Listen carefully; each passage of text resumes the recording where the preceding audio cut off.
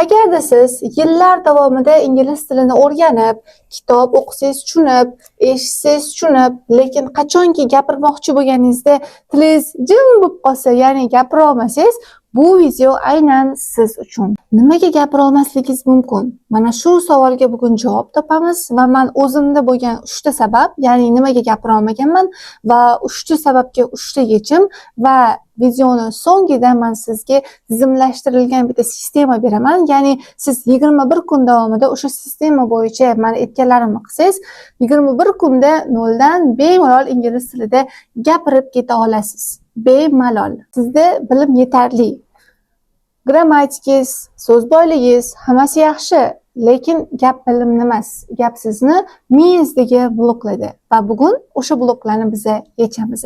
Bu videoda 3 ta maxfiy texnikani aytaman va oxirida o'sha va'da qilgan cheklistimni sizga tashlab beraman. Sizni gapirishingizdan to'xtatib turuvchi birinchi sabab tarjimon sindromi. Bu nima? Siz nimadirni gapirmoqchi bo'lsangiz, birinchi ona tilingizda o'ylaysiz, o'zbek tilida ya'ni, va keyin uni so'zma-so'z tarjima qilasiz. Bu noto'g'ri. Ya'ni siz o'zingizning ona tilingizda o'ylab, keyin uni so'zma-so'z ingliz tiliga tarjima qilayotganingizda, birinchidan vaqt yo'qotasiz va sizning fluensingiz tushib ketadi. Nima qilish kerak?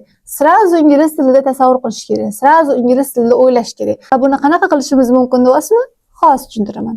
Tasavvur qiling, men kecha bozorga bordim degan gapni yozmoqchisiz va sizning birinchi qiladigan ishingiz har bitta so'zni bittalab tarjima qilasiz, keyin ingliz tilida yozasiz. I went to shopping, I went to bazaar yesterday, right? Siz bittalab tarjima qilib chiqdingiz va keyin yozasiz. Bunaqa qilsangiz, siz obyektiv o'ylayotgan bo'lasiz va miyangizda obyektiv fikrlayotganingiz uchun birinchidan pauza bo'ladi, ikkinchidan to'g'ridan-to'g'ri tarjima, to'g'ridan-to'g'ri sayrab gapira olmaysiz bunda. Men bu narsani yo'qotish uchun nima qilganman?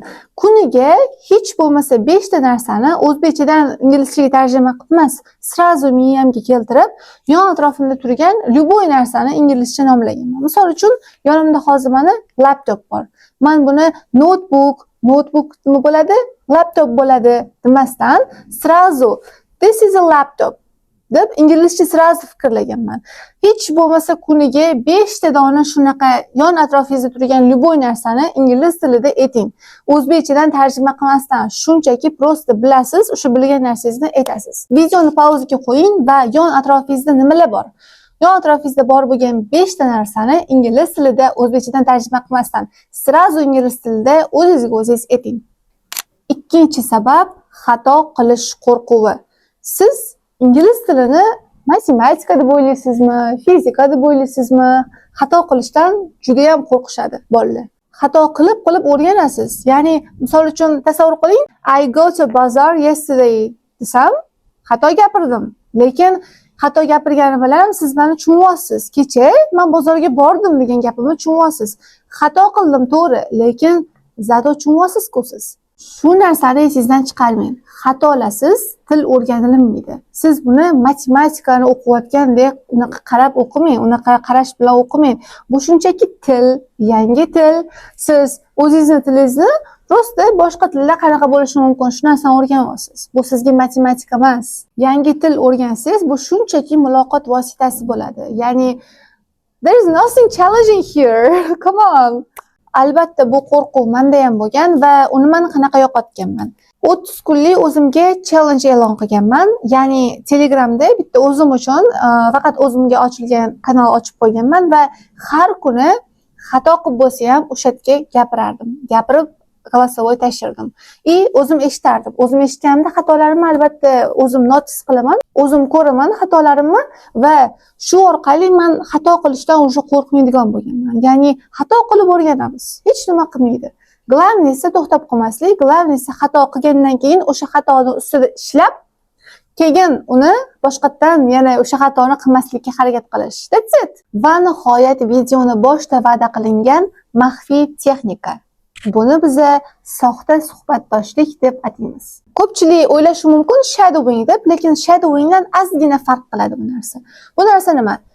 Video ko'rasiz, biror TED Talkmi yoki nimadir ko'rasiz va uni 5 soniya, 10 soniya ko'rganingizdan keyin oddiygina shadowing qilmaysiz. Ya'ni tushunmasdan turib uni qaytargandan ko'ra, u yerdagi gaplarni qaytargandan ko'ra bitta gapini aytgandan keyin 10 soniya, 15 soniya o'tgandan keyin pauza qilasiz va tasavvur qilasiz, sizni yoningizda do'stingiz o'tiribdi. Tasavvur qilasiz, sizni yoningizda ingliz tilini biladigan qanaqadir tanishingiz yoki o'rtog'ingiz o'tiribdi va unga o'tdagi gap bilan emas, o'zingizni tilingizda o'sha ma'noni yetkazib berishga harakat qilasiz. Soxta suhbat qurasiz.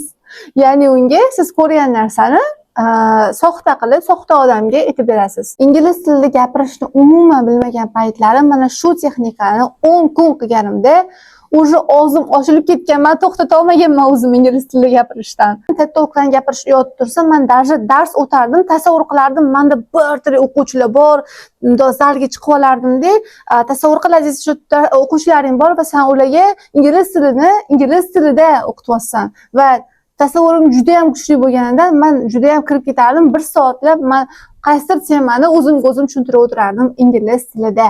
Bu texnikani qilish uchun eng optimal variant menimcha TED Talks bo'lsa kerak. Yana ham siz o'zingizga yoqqan blogerlarni, o'zingizga yoqqan video blogerlarni ko'rib, xuddi shu ishni, xuddi shu texnikani qilsangiz bo'ladi. Va darsimiz o'z nihoyasiga yetdi va videoni boshida va'da qilgan checklistimni, ya'ni 21 kunlik challenge va bu 21 kun ichida siz speakingingizni chiqarasiz, bemalol ingliz tilida ravon gapira olasiz. Mana shu checklistni qatdan olsanglar bo'ladi. Men uni Telegram kanalimga tashab qo'yaman, pin qilib qo'yaman. Telegram kanalimning linki profil shapkasida ham bor va xohlasanglar mana bemalol shu checklistdan foydalanib speakingingizni rivojlantiring. Keyingi videomiz qanaqa qilib IELTS speakingda 7+ ballni olish mumkinligi haqida bo'ladi. Hammasini birma-bir o'zim tushuntirib beraman. Videoni o'tkazib olmaslik uchun menga albatta obuna bo'ling, qo'ng'iroqchani bosib qo'ying, like va komment men uchun bitta motivatsiya bo'ladi. Va albatta bu videoni ingliz tilida gapirishdan qo'rqadigan tanishingizga, o'rtog'ingizga tashab qo'ying, unga aniq foydali bo'ladi.